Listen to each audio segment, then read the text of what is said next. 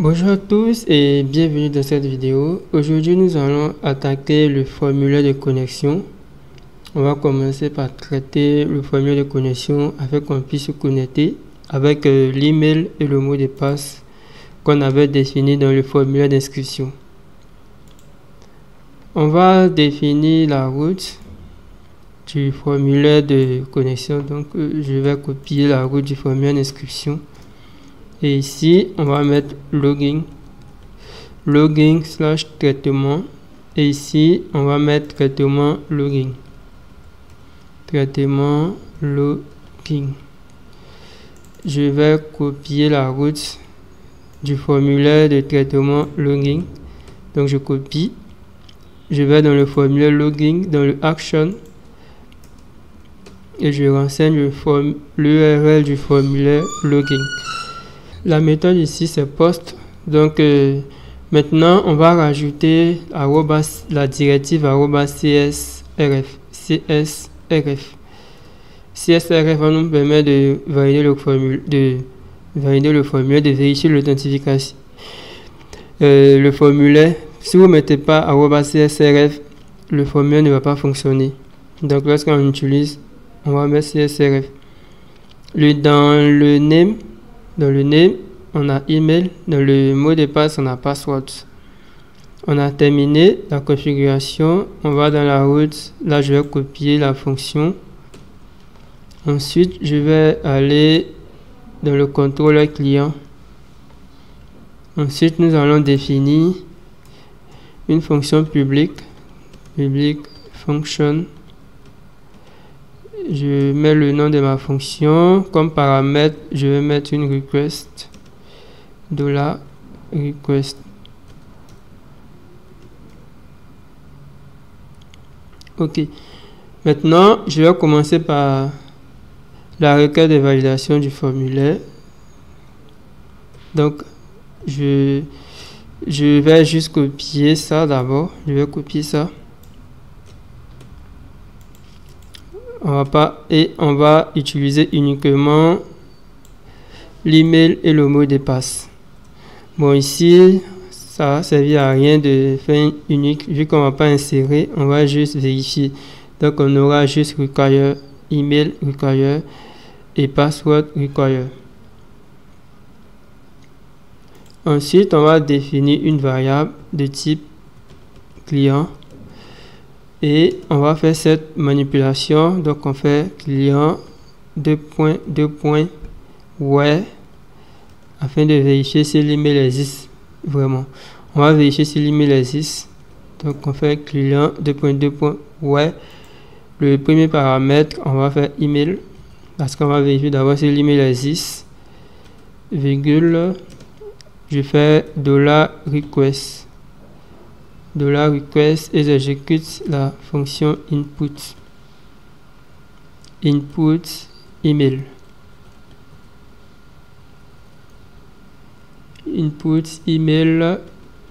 Ensuite je vais exécuter le premier élément. Donc j'exécute la fonction first.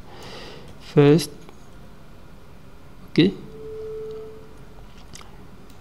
Là, cette requête va nous permettre de vérifier si l'email existe.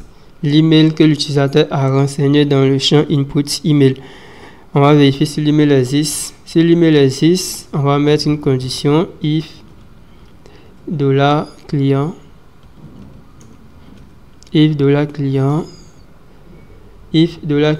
dans le cas contraire je fais else et je vais faire un return back. Ça c'est si l'email n'existe pas. Donc on fait return back --flash vive. On va exécuter une méthode flash. Dans la méthode flash, le premier paramètre, je mets status. Le deuxième paramètre, je mets le message désolé,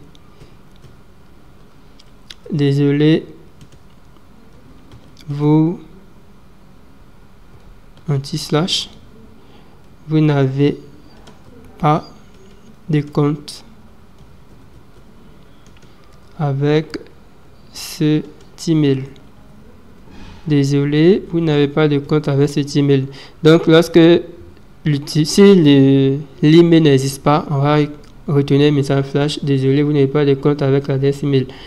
Par contre, si l'email existe, si le client existe, on va vérifier son email. Donc, on fait if. Là, je vais utiliser la méthode hash.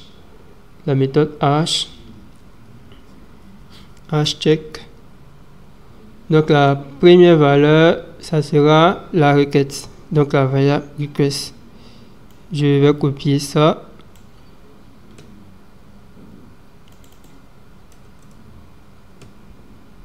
Donc, c'est la variable request, mais c'est la variable password. Ensuite, la deuxième valeur, c'est le mot de passe qui est haché, qui est situé dans la base de données.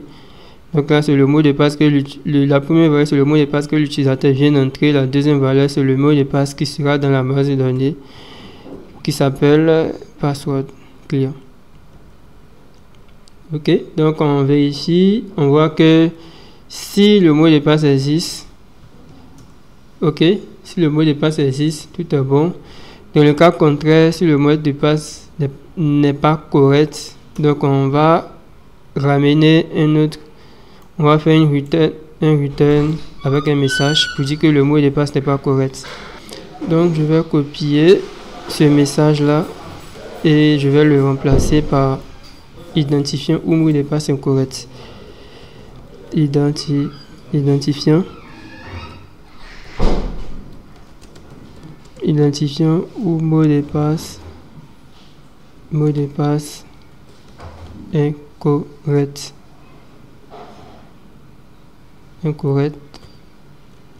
J'enregistre et dans le cas où la session existe, on va démarrer une session où nous allons enregistrer la session client. Donc je fais $request de session. La requête de session, j'exécute la fonction put et la première valeur, je mets la clé client et la deuxième valeur, je mets la variable client. Donc $client. Ensuite, je vais retourner une redirection. Donc là, je fais return redirect.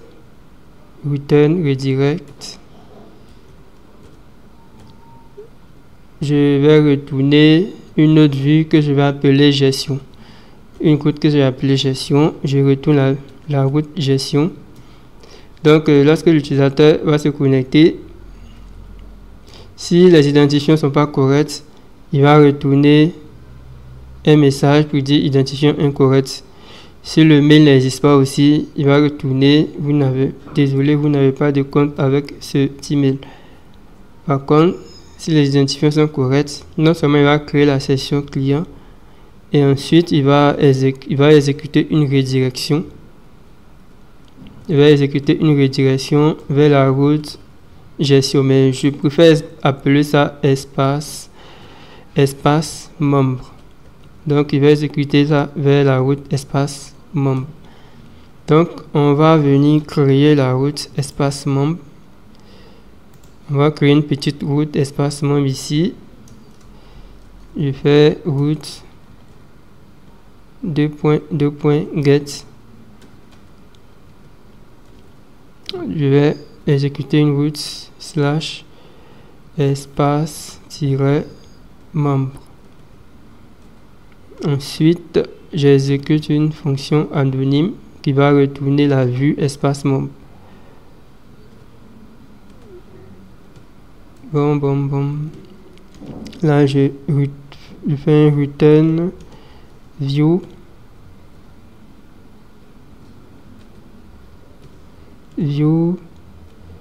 Et je vais retourner espace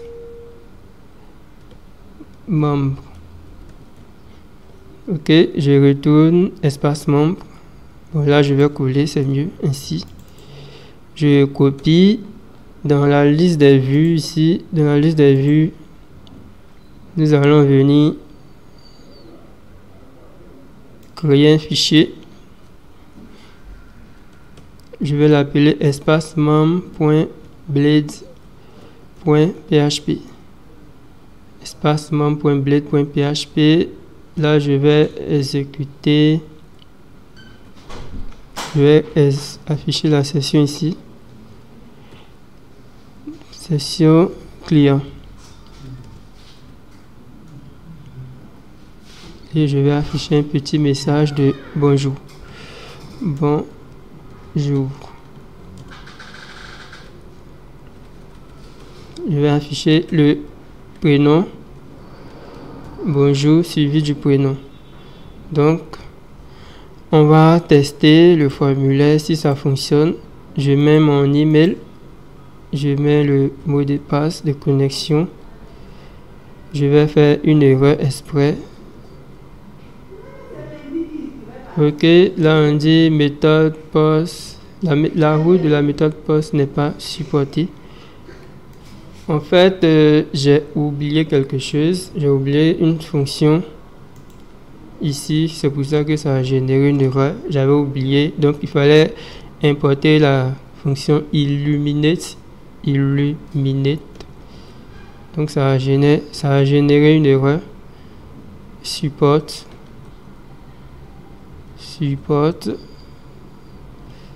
anti/façade. Façade, j'espère que j'ai écrit correctement. Façade H virgule. Je pense que c'est bon, hein. Ok. Maintenant, on va réexécuter. Je vais faire une erreur exprès. Ok. C'est bon, mais là, il faut que j'affiche en fait le message de la session flash. Je vais copier l'autre message. C'était ce message-là. Ensuite, je vais venir mettre ça ici aussi dans login. Ok. Je mets un faux mot de passe. Bon, je vais enregistrer. Je vais actualiser. Ok, j'ai actualisé. Et je vais me connecter avec le vrai mot de passe.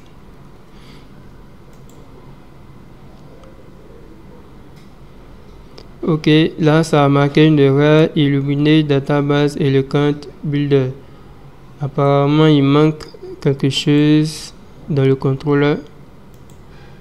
Qu'est-ce qu'il manque?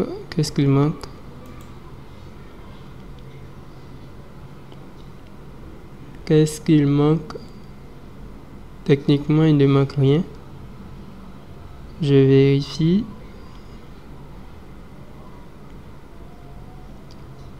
Ici, on a h2.2.check. h2.2.check.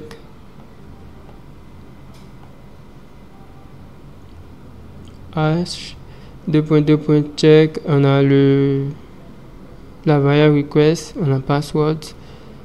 Ensuite, on a $client password. Ici aussi, on a email. Donc logiquement ça devait fonctionner. Et ici je pense bon, on va importer, on va faire use app. On va importer la classe contrôleur dans http anti/contrôleur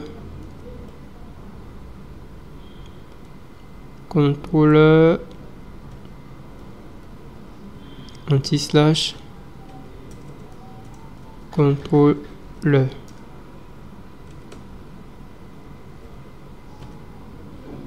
Je pense que c'est ça. Hein. Oh, tout est bon logiquement. Logiquement, il n'y a aucune erreur. Ok. Bon, j'ai pas vraiment compris l'erreur. J'ai pas vraiment compris. J'ai essayé de vérifier que la connexion d'un formulaire on valide. Ici, on va vérifier est-ce que l'email existe. Si oui, on va vérifier est-ce que le mot de passe que l'utilisateur a saisi correspond au mot de passe qui est enregistré dans notre base de données. Et si c'est oui, on va créer la session et on va rediriger vers l'espacement. Ensuite, on avait créé un espace, un message ici, on a mis bonjour et on a affiché la session client et le prénom de l'utilisateur. On a fait session client et on a exécuté le prénom. Et c'est ça qui est là. Dans la prochaine vidéo, nous allons voir comment travailler sur comment programmer la session de logout pour se déconnecter. Et dans les vidéos à venir, on va essayer d'arranger un peu le tableau de bord de notre projet. On se retrouve à bientôt pour une autre vidéo.